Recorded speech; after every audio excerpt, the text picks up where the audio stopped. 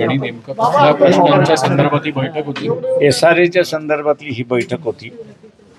Builder proposal आणून देतोय आणि डिपार्टमेंट एक्सेप्ट करते, त्याच्या संदर्भात आम्ही म्हणाल की नाही, तिथल्या लोकांनी सोसायटी फॉर्म करून प्रपोजल आणून दिलं पाहिजे आणि त्याच्याच बरोबर त्यांना ती डेव्हलपमेंट करण्यासाठी बिल्डरसुद्धा नाव त्यांनीच सजेस्ट केलं पाहिजे.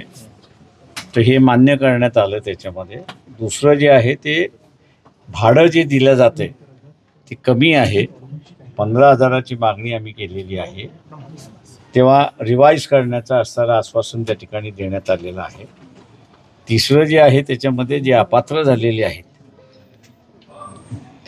आणि आम्ही पात्र आहोत म्हणून त्यांनी अर्ज केलेला आहे, त्या सगळ्यांचं असणारं हिअरिंग जे आहे ते हिअरिंग होईल आणि लवकरात लवकर त्यांचा असणारा लागेल. जे प्रकल्प 5 वर्षाच्या वरती रखडलेले आहेत ते त्या सगळ्या कॉन्ट्रॅक्टदारांचे असणारे प्रोजेक्ट रद्द करण्याचा असणारा निर्णय आजच्या बैठकीत त्या ठिकाणी झाला. हा महत्त्वाचा आहे.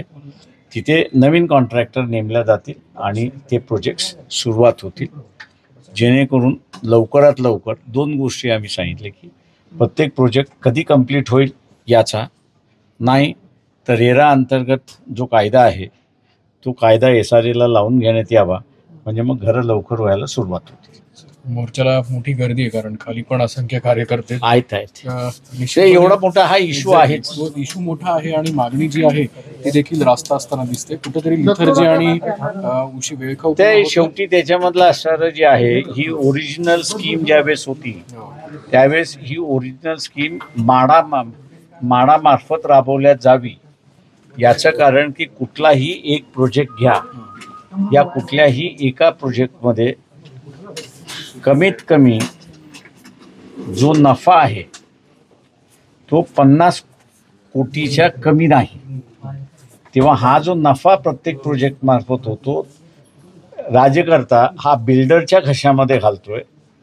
ही ज्यावेळेस विलासराव देशमुख असताना ही स्कीम ज्यावेळेस तयार करण्यात आली होती त्यावेळेस माडाने करून माडाची फायनान्शियल स्ट्रेंथ आपण असणारं वाढवलं पाहिजे आणि त्यातून स्वस्त घरं जे सामान्य माणसाला मिळाली पाहिजेत ती राबवण्याची असणारी होती. पण दुर्दैवाने येणाऱ्या सगळ्या मुख्यमंत्र्यांनी स्वस्त घराच्या ऐवजी बिल्डरचा खिसा भरण्याचं धोरण त्या ठिकाणी अवलंबलेलं आहे.